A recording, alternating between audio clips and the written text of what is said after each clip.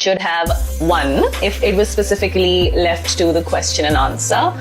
According to me, I think it would have been a really tough tie between Philippines and Cote d'Ivoire.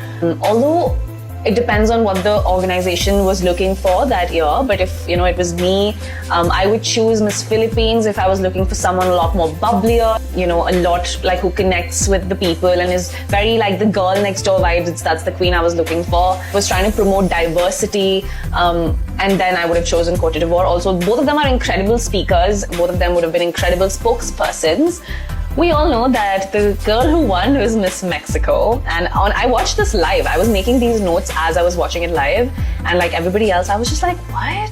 Like, wait, what? This judge who had stepped back, but he has gone on and made like an HBO documentary where he talks about how Miss Universe was rigged and how the director was favoring Miss Mexico because they had like a deal with Miss Mexico's father, and it's gonna be like a oil thing, and there are riots in Mexico, and they wanted to cover that news by making her win, and the Miss Universe director is now gonna get a share. Yeah, I'm actually gonna tag his Instagram handle. You can go have a look at everything. So inyo pong napanood mga kapolitika itong opinion ni Lek Otaya, isang Indian pageant vlogger, na kung siya ang tatanungin ay mas gusto niya si Atisa Manalo ang nagwagi dito sa Miss Universe 2025.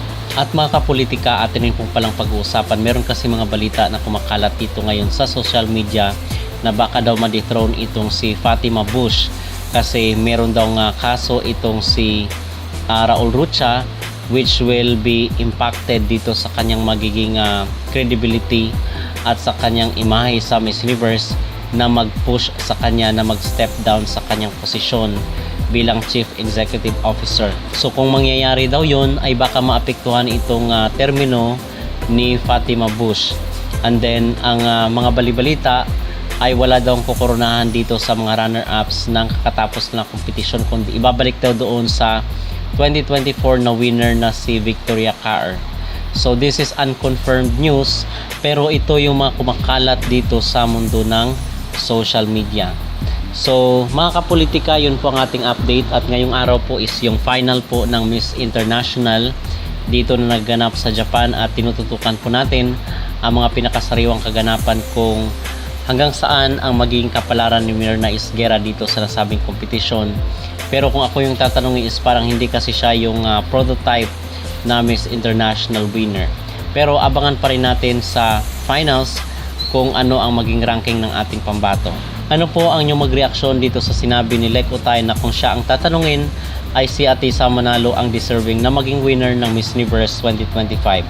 Mag-comment down below at huwag kalimutang mag-like at mag-subscribe na rin kayo para updated kayo sa ating mga latest issue.